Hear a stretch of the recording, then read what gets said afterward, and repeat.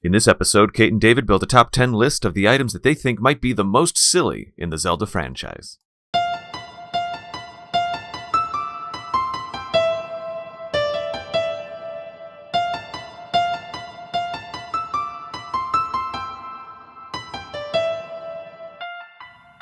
Hello! Welcome to an episode of Another Zelda Podcast. I am one of the hosts of the show. My name is Kate May, previously Fisher, and I am here, as always, with my co-host, Dave Geisler. How are you? Look at that pro bringing us into the show here. It's been a while, but I was practicing every day that we didn't record.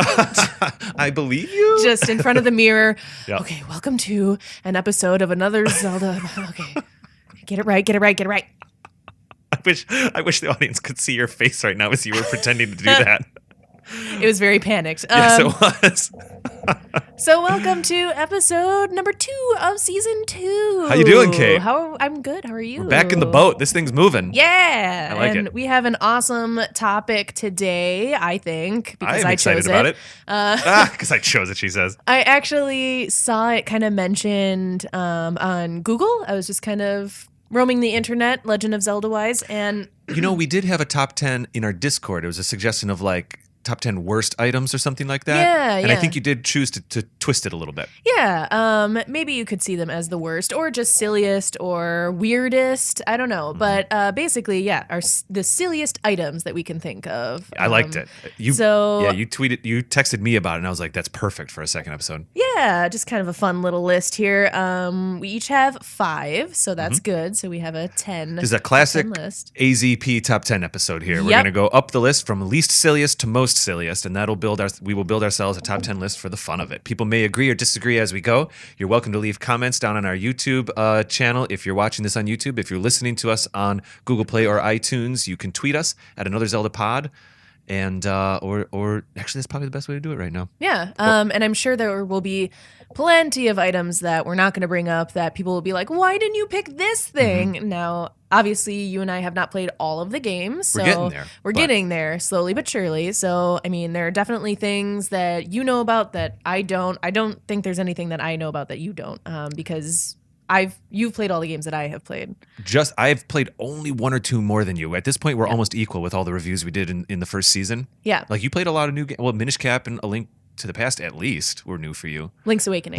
I always swap those. I'm then in the process of Link to the Past. So I am definitely getting there. But yeah, I'm sure there are items that our listeners will think of that we don't necessarily put on our list, and let us know what those are. Absolutely. And I got to say, Kate, like, that's what's fun about these top 10s is every time we do one, we do get feedback from our listeners. And it's never, oh, you stupid idiots, you didn't say this. It's always like, oh, for me it was this one. For me it was this one. And it's like, it's always great to hear that because you're like, yeah, that's right. That was a cool item or a silly item or whatever item. It's my favorite to do these kind of episodes. Could I do maybe like 3 listener feedbacks before we dive in? Absolutely. Excellent. I have an iTunes review here that I wanted to share.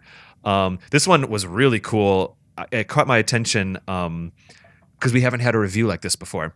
Boomer_MD wrote us a review on iTunes, a very kind one, and it said, awoke my passion for Zelda. So the review here says, stumbled upon this podcast a few months ago when I was looking for a way to kill some time on my commute. Hadn't played Zelda in years, but as this title of this post says, David and Kate got me excited about the series all over again. Their passion for Zelda rings through in a lineup of clever and thoughtful topics. They are creative, going beyond the typical review episode and diving deep into everything Zelda.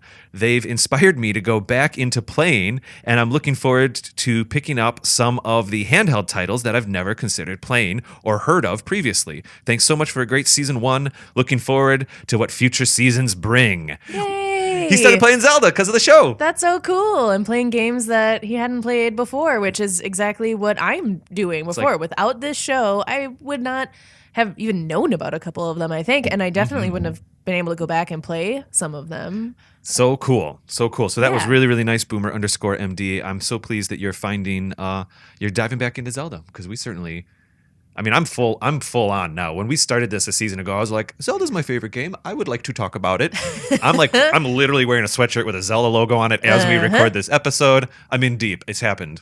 You brought over your Zelda encyclopedia, and then I showed you my matching Zelda encyclopedia. Yeah. It's happening. Yes. I am fine with it. It is a lot of fun to be doing this show. Actually, I wanted to do a follow-up on our 3 Golden Goddesses episode from like halfway through season 1. Okay. We got a YouTube comment just this week, actually, maybe about 2 weeks ago.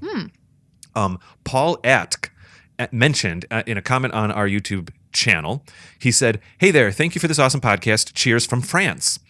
Just a small note on the goddesses cameo in Minish Cap. You might recall that you and I spoke about the goddesses in Minish Cap, but basically I think I was kind of saying definitely like, they just hang out. They're just a cameo. It's no big deal."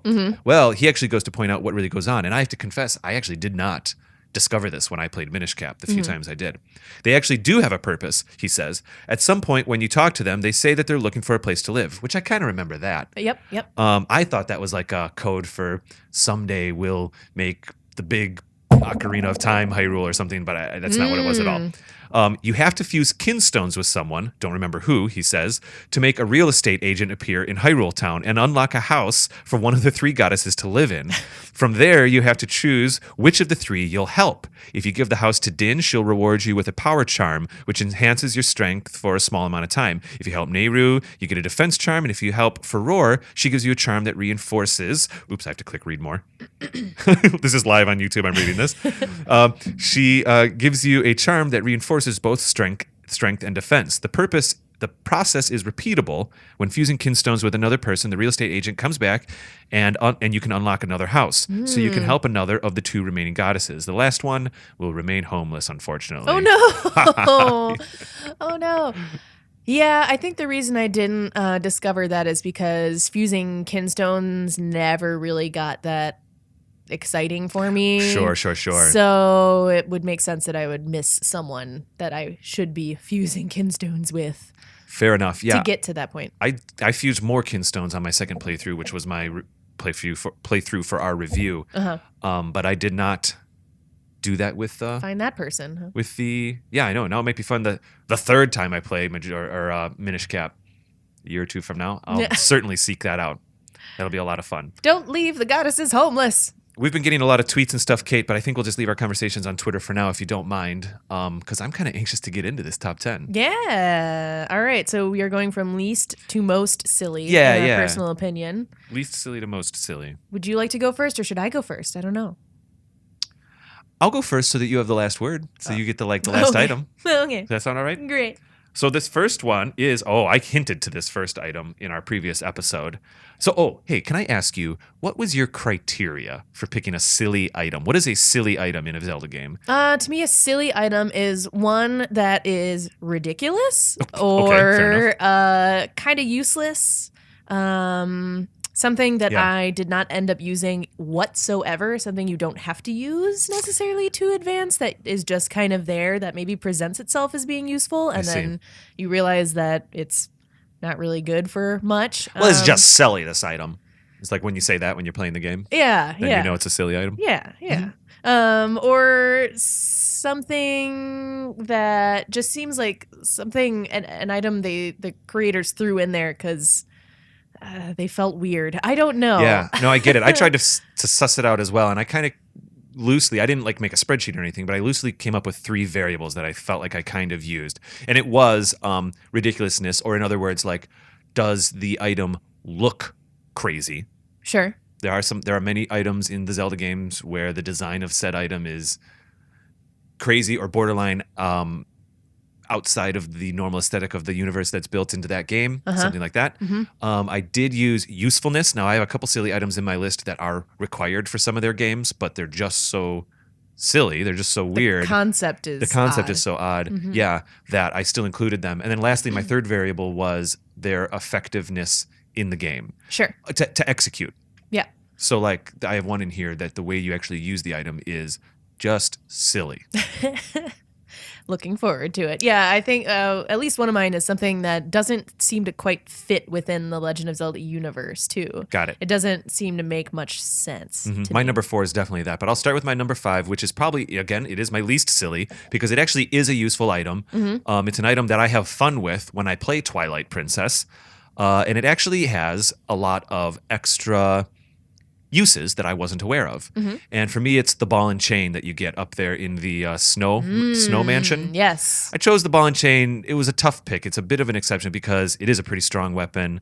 It is useful to a degree, and it's required for a boss battle, in fact. So Yes. is it periphery? Absolutely not. But when Link is carrying that thing, and he's like bow-legged, Waddling. carrying this thing that must weigh 5 times his weight, and it's half the size of his body.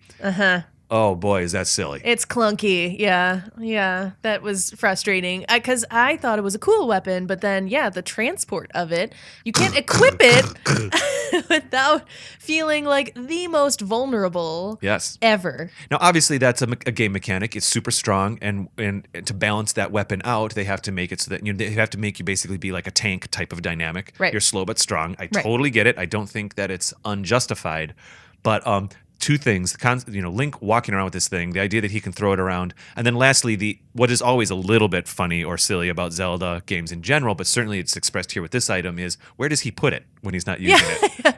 Where does that thing go? Into his magical endless pockets. Yes, I know, but it's just so big. Like, he pulls a sword Yeah. out, he pulls a fishing rod out. We can there's a little bit of suspension of disbelief when we play these games. Sure. That's the one where I remember when he throws it behind his back, you're like, that's a tough one to believe. It just shrinks down into teeny tiny little ball and chain. Yeah, it's true. Now, actually, when you're holding the ball and chain, though, it actually functions also as a shield when enemies attack you from the front. Yep. Which I think I've probably experienced a few times, but I didn't actually realize that. And it also acts as a weight. It almost acts like the iron boots. If there's swift winds, it'll hold you down. And that's kind of cool. So useful to be sure, but also pretty ridiculous. It's quite functional. So in my 3 variables, it actually scored. It did not do well in my functionality thing because it was quite functional, in other words. Right, You know what I mean? right. So it wasn't particularly silly in that way. But in all these other ways, it is a bit ridiculous. And so that's my number 5. Yeah, I liked using it to break ice that you wouldn't. I mean, you're not going to use a bomb. You don't have to use something that will run out or deplete, but you can use that instead. You can even use it on big rocks that you would normally use bombs on later in the game. Sure. Cool. All right, so my least favorite is something that probably a lot of people find awesome and useful and fun, but I kind of hate them a little bit. So I thought they were silly, totally I'm being subjective about it. So, and those would be the mole/magma. I'm judging you. No. I get it. I never really connected to the digging mechanic in Zelda games. Yeah. And I know sometimes there's a shovel, and I think the shovel would be more useful, makes more sense. It's a shovel. Okay. In some of these games, Link comes from a farming village or a place that would make sense to have a shovel. Okay. And you use that to dig. Sure. But having gloves with claws on them for some reason so you can dig holes in the ground. Is there a particular game you're referencing? Is it Minish Cap? Because I know it shows up in Skyward as well, but... It's more Skyward. Oh, interesting. Tell me about that. So because often when you dig, you're just getting like a couple rupees. You also have to dig the same spot like 3 times to exhaust it. And Yes, it's just that's a right. lot of wasted time in Yeah, I my agree. mind. Oh, you're right. In Skyward, there's like little wrinkles on the ground, right? Little holes, and that's where you can dig. Which so I mean you don't even have the exploratory thing like you do in Minish Cap. You can go under... You can go underground to a degree. I think you can just like bury under doors, kind of like in Twilight Princess when you're the wolf. You can kind of go under things, if I remember correctly, but not to the degree of Minish Cap. I also remember hating the cloud level in Minish Cap. Yeah. When you had to use those mitts to dig through clouds, really? Yeah. You can't just walk through clouds. They're clouds. When you first get those mitts, you're kind of doing ant farm. You're digging tunnels and stuff through dirt. Yeah. And that makes fine sense, whatever. Yeah, that part I didn't mind as much. Or when you're using them to kind of defeat the little worms that are crawling around on there. Right. That's kind of cool and a different element to it. But yeah, and Skyward Sword, so clumsy. And then they even get upgraded at one point for no reason really that I can recall. No good reason. Digging seems like something bombs could replace, but bombs would run out. So like I get like... For me, digging is, even with a shovel, even like in Link's Awakening or something, the shovel, it's fine, but it's just another version of swiping a sword at a bush. It's the Yeah. same. It feels like the same probability of getting a rupee or not. You but know, slower. but a little slower. And that's why I don't like it. So that's why I think they're silly, because I also don't get like why mitts with gloves on the end in some games and then a shovel in others. Yeah, I think, well, the shovel appeared first in release order, Mm-hmm. which makes perfect sense. That makes in-game sense. I think sometimes with like Minish Cap especially, which did come out before Skyward, Minish Cap does get a little, like instead of the Rock's Feather, it's the Rock's Cape. They kind of up everything a little bit in the items with Minish Sure. Cap, which, I don't know, Capcom made that game. Maybe they felt they needed to kind of make a twist on the thing, on themselves. A little bit like the hook shot compared to the claw shot, or the claw shot compared to the hook shot, really, rather. Yeah. The mitts were a bit silly. Yeah, well, there we go. They are silly, aren't they? Yeah, they are a bit silly. I think so. I think it was a mechanic that I don't necessarily think is needed per se. All right.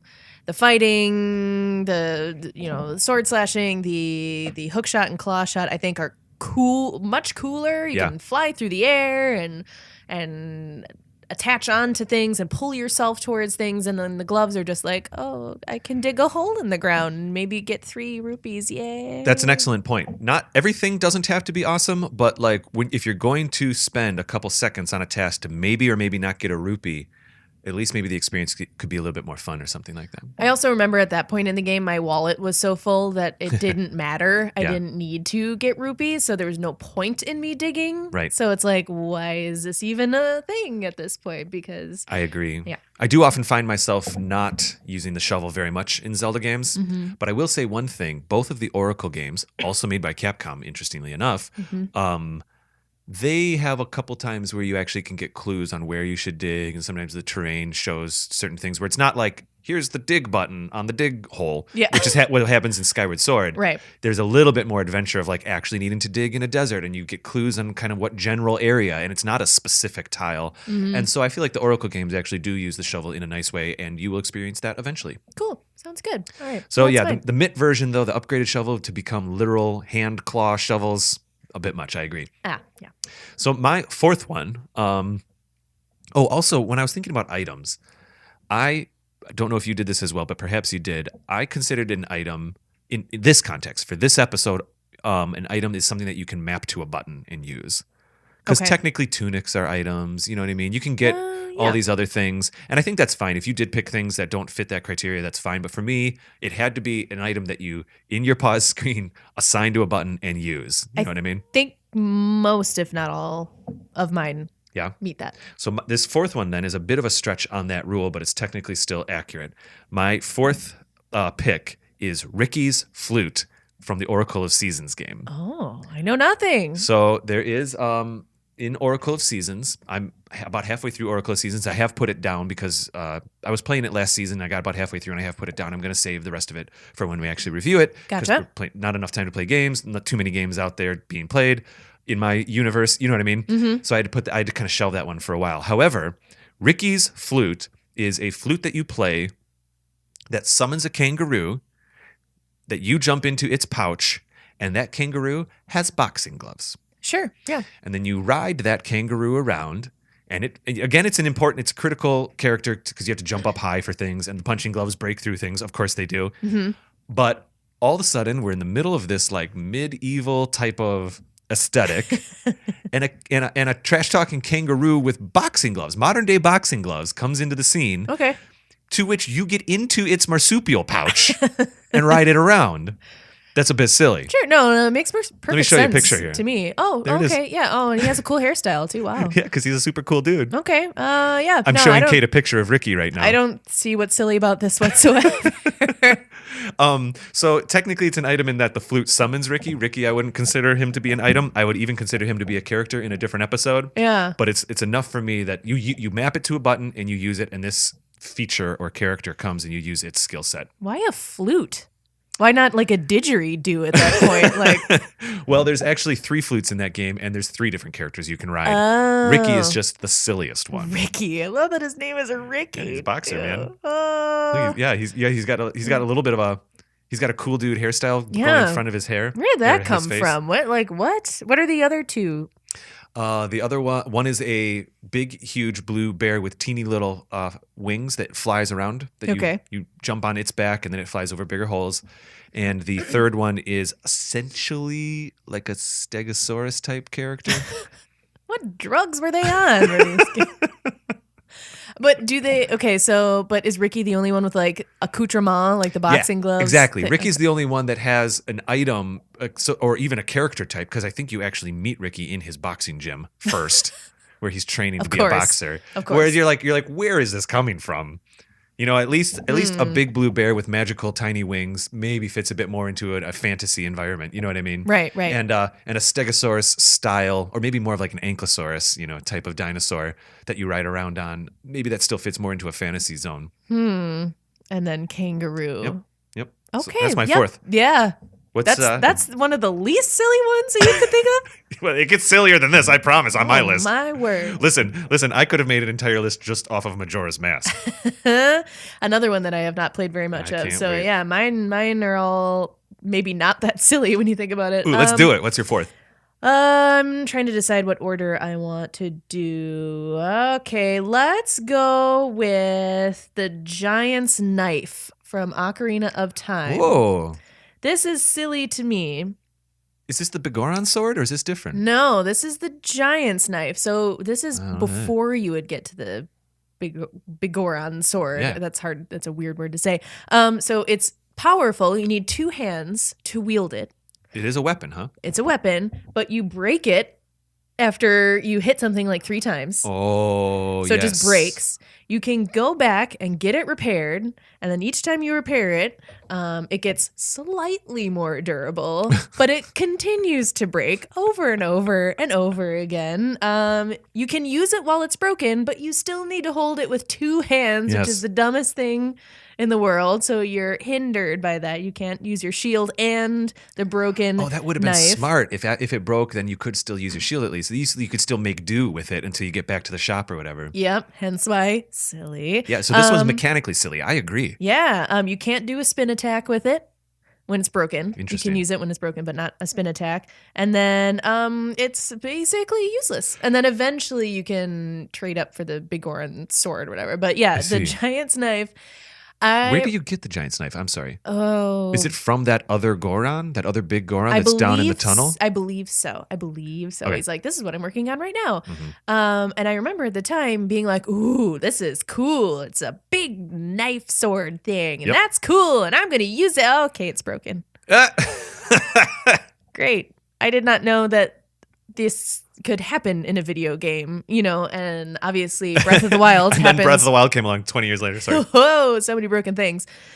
But, and obviously in Breath of the Wild, you replace the item. In this one, you can repair it. So you can fix it, but you have to go all the way back and get it fixed. I don't know if you have to pay to get it fixed. I guess I don't know if you have to pay to get it repaired. That would add insult to injury for sure if you did have to pay to then have it break over and over again. And it's never like infallible. It will always break. And I don't get it. Why? Another thing that's very silly about that is that the I guess arc to make it stronger almost encourages spamming. It almost encourages you just go like use it up real quick and run back in, and use it up real quick and run back in. Use it up. It does not encourage you to actively use it on your quest. Yeah. So it's something that at this point when I'm playing Ocarina of Time, I don't ever use or give a crap about. So yeah, I think I do remember this sword because I do remember getting it. I remember thinking it was the Bigoron sword. Yes. Because I'd probably read in some magazine back then that it existed. Or even when you play the game the second time, you're like, oh yeah, the big sword. Oh wait, no, this is the crappy one. Wah, wah. That's true. Say, what if we go to break now and then do our top 3 on the other side of break? Would you be all right then? Do it. Cool. Wait, that was your 4th, right? Yes. Yeah, all right. A little early here. We're only like 20 minutes into this episode, but I think that might be an okay place to cut. Are you cool with it? Let's take a break. All right. Okay. Bye. Whoa! How dare you?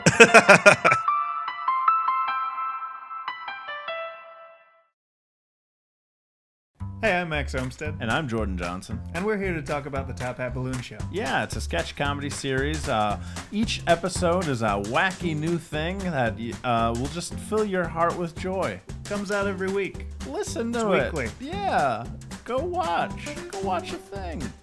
You can subscribe to the Top Hat Balloon Show on iTunes or YouTube, or visit its website at tophatballoonshow.com.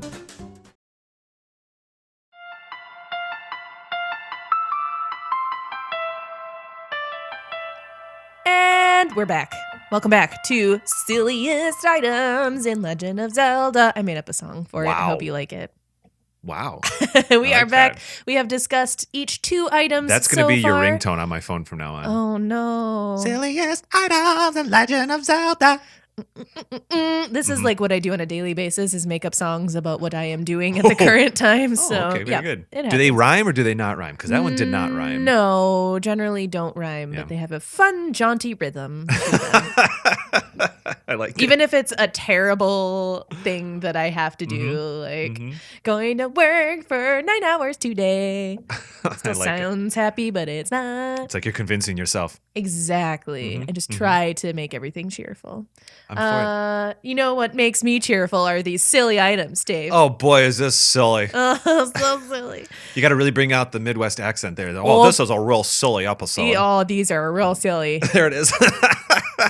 Oh, I think we better start talking about them. Okay. Pass me the ranch. Oh, wow. Deep dive there.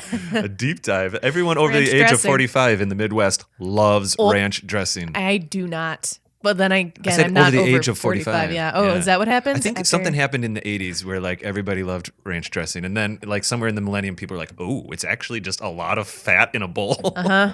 Anyways. Which is still why people like it. Because it's delicious fat in a bowl, apparently. All right, so we've each gone over 2 silly items so far. Ranch dressing is my 3rd silly item. No, just kidding. Yep.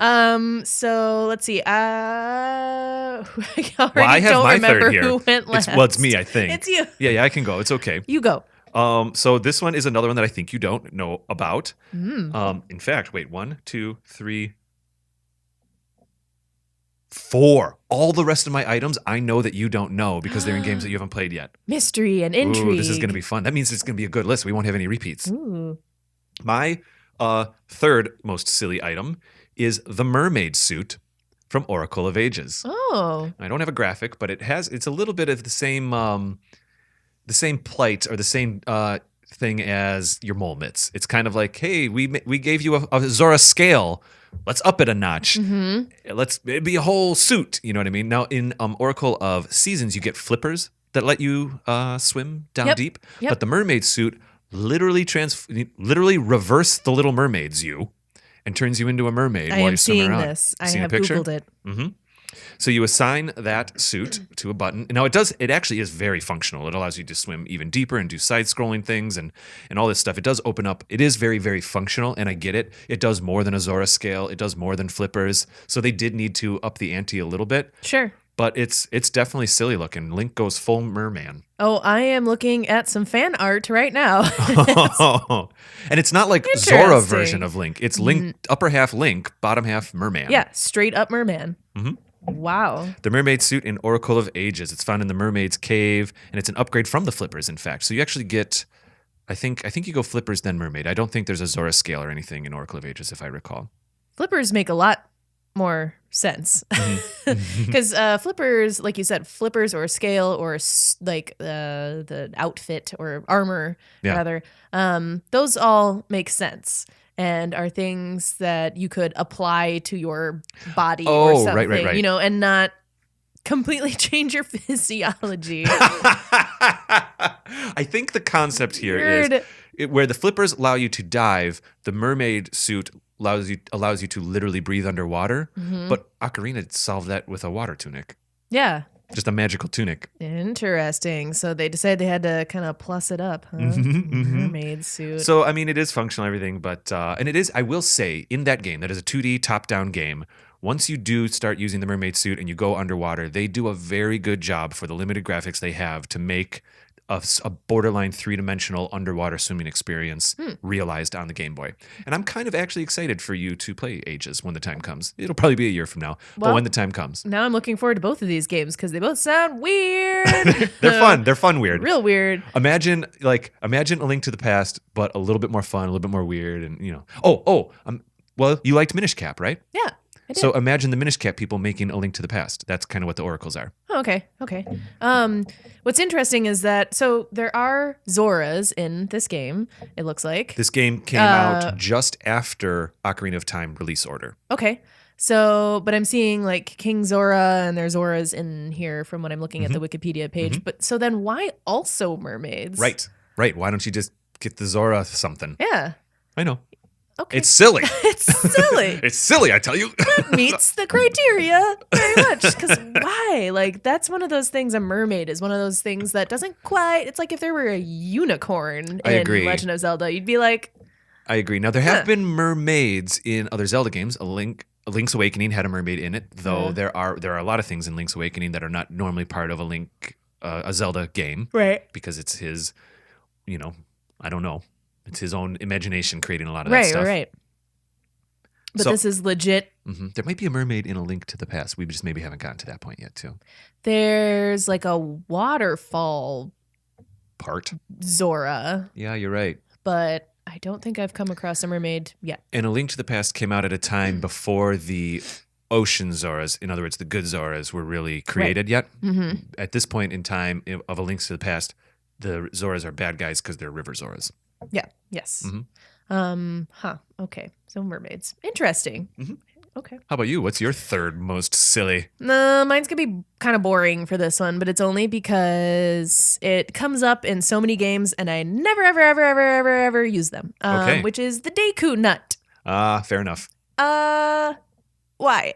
Like they're It's a little flash pot. I mean, it stuns Yeah. technically, but you never use it. It's not worth putting it on a button. I have not even used this on the very first time I played Ocarina of Time. I was Yeah. like, I do not care about this thing. I'd rather use my stick and, beat up things that way. I think, Maybe yeah. throw it down and go. Tch. Yeah. And it would have been, to me, it was too much work to do that and then beat them with the stick. I'm just going to go right at them with the stick. Fair enough. So the Deku Nut is something that comes up repeatedly in games, which Yeah. is why it is so confusing to me because I'm like, which one of you people thought this was actually useful for more than one game? Now, apparently, Ganon can be injured by them, which would have What? been that's what I found on the Wikipedia page for I'm into this for idea. this This is particular funny. item. That would have been nice to know. But yeah, you can injure Ganon with Deku Nut. Ganon, not Ganondorf, Ganon. At the end of Ocarina, perhaps, huh? I believe that's where it's referencing. When he's all caps Ganon. I as mean, we said. try it next I time know. we play. When we do our review episode for Ocarina, because we will have to play through it, I'm going to do that. Can you? Okay. Can you use them as adults? Maybe it's the very Oh, first interesting. I don't Ganon know. that you're I think fighting.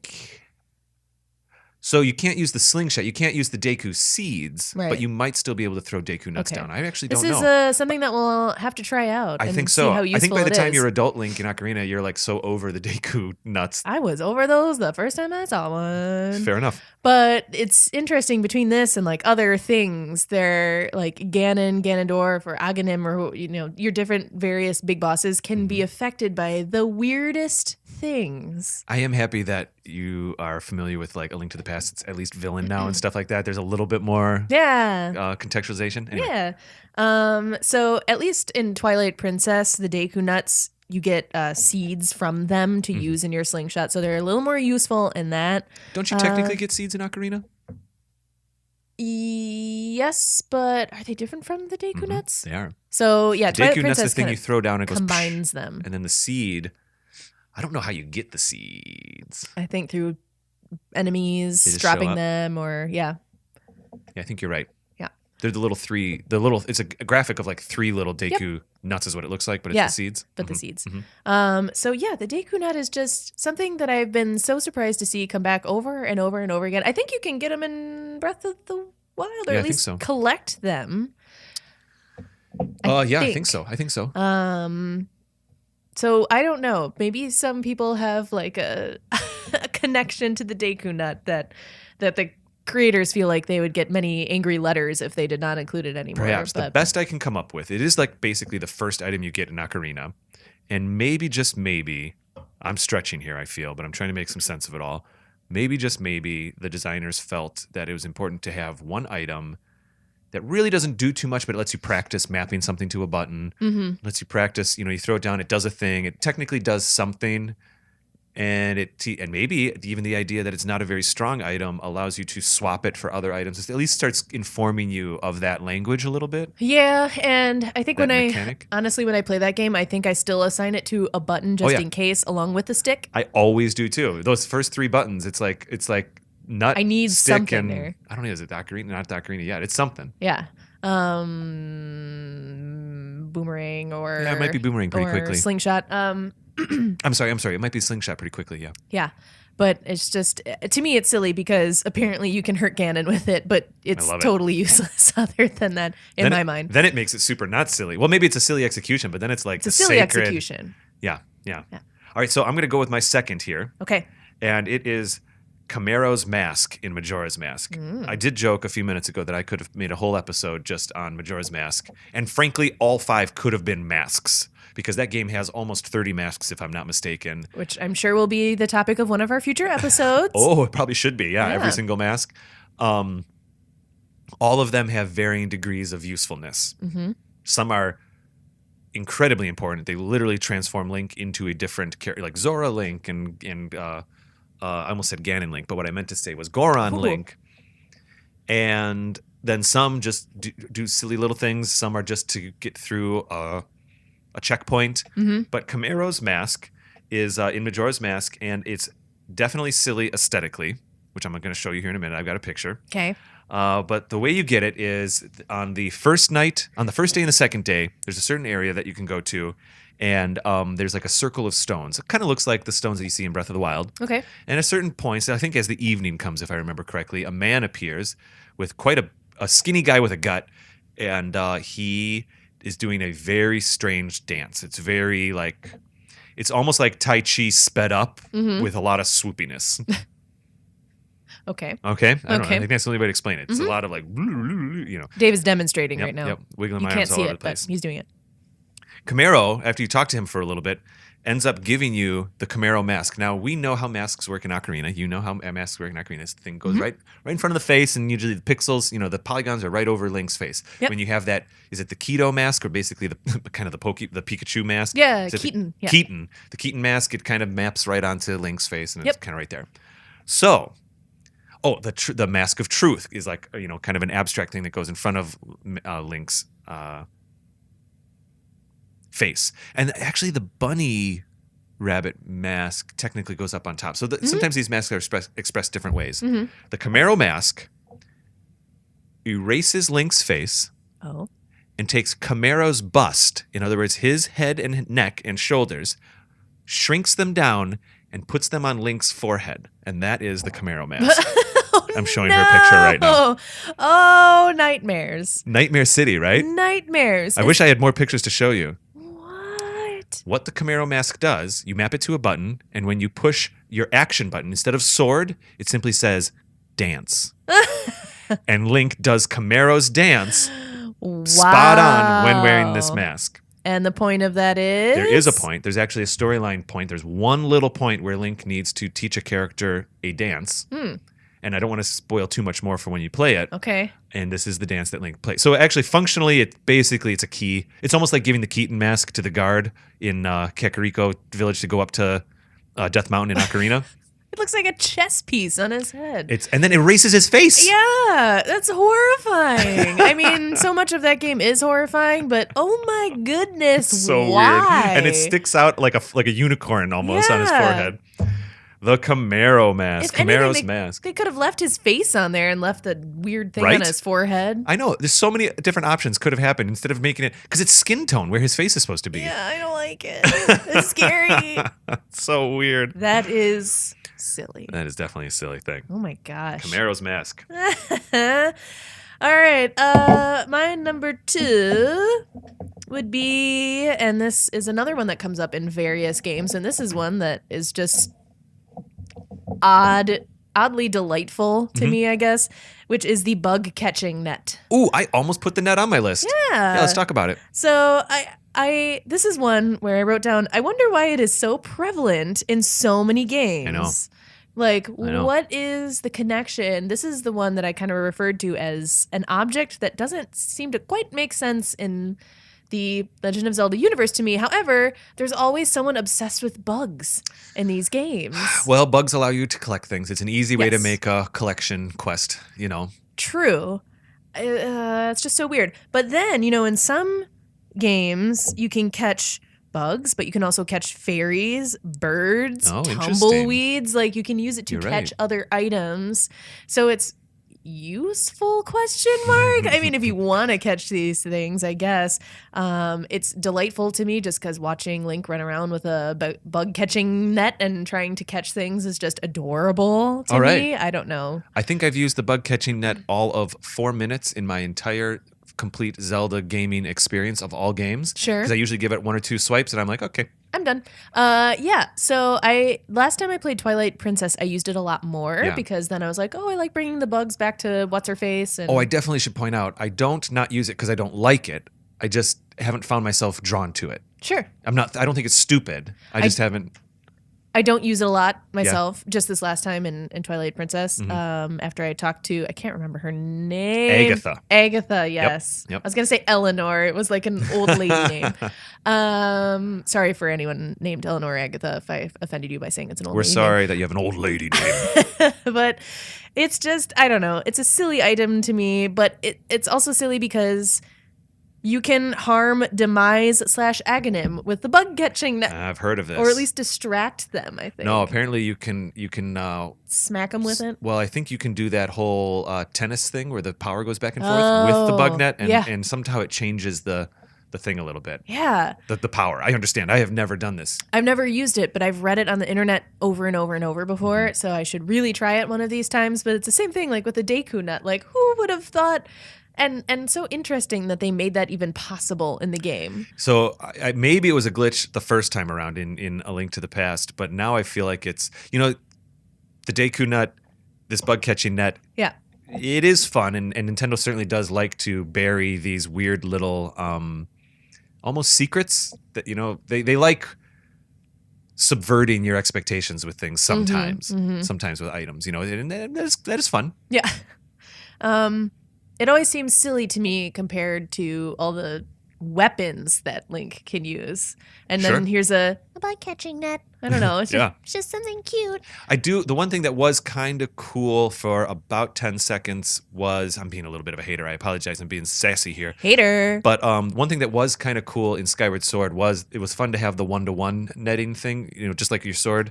When you'd move your Wiimote, he'd actually move the net the same way Oh, yeah, that yeah, you yeah. moved. And more importantly, the net physics were live. So when you would move the net around, the physics of the net hanging looked realistic. Sure. I got a kick out of that. Yeah, I think that's the game that you get like tumbleweeds in because I think you need tumbleweeds to make It's possible. potions out of or something. You use them for something. Listen, as long as you have to stick your hand out and move your arm around, it's an item in Skyward Sword. Yeah, As yeah. long as it requires that. They were like, what else can we do with this Wiimote? Oh, the good old classic bug catching net. Mm-hmm. Do it. All Cool. right. Yeah, all right. So that's your number 2. What is That it? is my number Yeah, 2. I like that. I almost had it on my list. I think it got knocked down. My number 1, and I'm very confident and satisfied with my selection here, is from The Legend of Zelda Spirit Tracks. Okay. Neither of you or I have played this. I've watched a couple playthroughs of little areas to get familiar, but I'm familiar with this item because I did a little bit of research on it, not just for this episode, previously. So this is actually the first item I thought of when I was building my list. I was like, I okay. know exactly what my number 1 is, and it's going to be Whirlwind from Spirit Tracks, and this is why. There's a lot of blowing air mechanics in a lot of Zelda games. Yep. Skyward Sword certainly has it, or Minish Cap had it, one where you build it up and blow the thing, push you around. That's fine. I don't think blowing air is necessarily silly. I think sometimes it's actually kind of a fun physics thing. I almost included the Gusts Jar. Gusts Jar, yes, Yes. indeed. So imagine the Gusts Jar, but to execute the item, this is on the DS, you need to blow at the screen every time you want to use the Whirlwind. So you aim with your pen on the screen, and then you... Can you And imagine you how look- hyperventilated you'd be halfway through a dungeon? You look super cool when you're doing it too yeah, in right. public, which is where the point of what the point of a DS is that you Just can. walking around the city, blowing on your DS.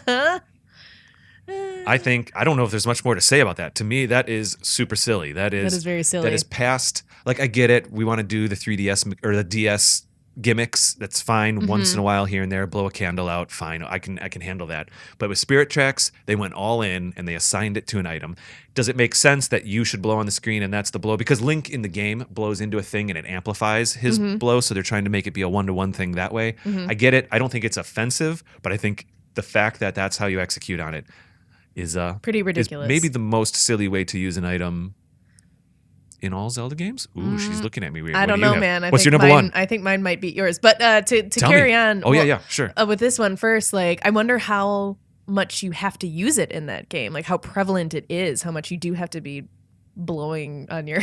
Well, you have to use it to blow away dark matter, like dark smoke. Okay. In a couple of the dungeons, you're blowing things away, blowing. So it's a pretty frequent. Yeah, you have to tactic. use it to blow. It's not like in Skyward Sword where you almost have the reverse vacuum blower thing, where you just aim that like a fire hose and blow dust and sand away. But you do have to use it to blow keys and items onto other ledges and stuff like that. It's enough, I think. I feel like it's enough in there. So we'll have to make sure to sanitize the DS before we switch who is using it for all the spit. That's Digging Podcast's actual agenda. He just wants to get our DNA. Well, I already sent mine to Ancestry.com, so you can't have it. You can't have it. Fair enough. All right, well, my number one Oh, man. is It's what sillier I think, than blowing on a DS? Tell me. I think so. My number one is the Tingle Tuner. No. I had the Tingle Tuner in my list, and I took it off. Tingle Tuner. Now, I took the Tingle Tuner off my list because I think it's awesome. Go. Okay, well, I roll my eyes every time I end up getting this item. Once I get it in Wind Waker, I think, because nowadays when I play the game, I'm like, oh, yay, I'm doing this thing so I can get a prize. That's my prize. The Tingle Tuner was conceptually very cool. Maybe it is silly. Maybe it is definitively silly because it doesn't execute well. I think it's silly because nowadays, who is going to be Yes, using this? I agree. Like, I didn't agree. think it was very smart from a perspective of people will be playing this game over and over again in the future. Yeah. How many people are going to have a GameCube Advance that's still functioning, that they can hook up to their GameCube that's still functioning and use these things? Did you ever use it in real life ever? Okay, I didn't. Okay. I that's had okay. a Game Boy Advance. Yeah. I did use it, and it was cool. It was fun. Like, my friend at the time was playing through Wind Waker, and then I actually played on the Tingle Tuner, and it gives you live a top-down view of the game on your Game Boy Advance, and you as Tingle's spirit or whatever can move around, and it puts an icon in the game of where you're like hovering and looking, and you can dig up items for the person, you can mark things, you can look at things. I thought that was kind of a cool thing, that much data was going back and forth on that little cord. Sure. I did read about how it worked and everything. But part of the reasons why I still thought it was silly is that, you can tell the current in-game time. Wow. Really? I don't even remember that. What a function. That's amazing. You have to pay to get certain effects and items. You have to upgrade it or something? Pay to play. Like, every time you wanted a certain effect, like to be protected or something like that, you had to pay money. And was not a fan of that. I mean, not real life money, obviously, but like phone games nowadays. But it still was kind of the same concept, and I don't like it. Also, Tingle. Why? I know. I didn't love that it was Tingle. I'm not generally not a huge fan of Tingle. I don't think anyone's generally a fan of Tingle. Apparently, some people are. Tingle's huge in Japan, I understand. Oh, But I'm starting to now realize, and maybe that's why I didn't have it on my list. I think I do agree with you, especially these days. It's an incredibly silly item, so silly, in fact, that they had to remove it from the Wind Waker HD game and replace it with like some kind of internet bottle messaging service, which now is also defunct because the Wii U isn't online anymore. So even that item is now useless. oh my, 0 for 2. I think I was just very excited about the connectivity at the time, and that probably had a glossier sheen to it than I'm willing to admit these days. And I think I agree with you that it is. if I'm going to say blowing on a screen is a gimmick, I think sending an image out to a Game Boy Advance might also be a gimmick, if not more so. Or just having to have a Game Boy Advance to use, like, really, you're gonna, like, so if someone didn't have a Game Boy Advance and they really liked this game and really wanted to take advantage of this, you gotta buy a Game Boy Advance, you know, like, you don't have to, but, like, Yeah. it's a bummer that it involved something that not everyone would have and be able to use, and then after you get it, you have to pay to use it, pay your in-game money to use it. I kind of don't remember that in-game money thing, and maybe that's why I ended up stop using it. I will say one thing about the Tingle Tuner is that it was the seeds were planted for this idea that Nintendo has constantly explored to this day of letting a parent play with a child. Okay. Together, of essentially having a main task player and then a secondary task player, which we definitely saw like in the Super Mario Galaxy games, where you could have that kind of 0.5 second player at least point at the screen and shoot at the screen and make Mario jump and stuff like that in Mario Galaxy. That has shown up in other games. I feel like this was one of those ways where you could have an active player and then kind of a passive player at the same time. I don't think it was very practical. I agree. I didn't, until I read more about it, I didn't realize that it could be two people. So I think that is cool because generally you can't play Zelda games with two people. Was the only point, is that two people could play at the same time. Right. So that is a cool thing. That also kind of makes it silly, in my opinion, because that's all you can do with two people is do that. But Sure.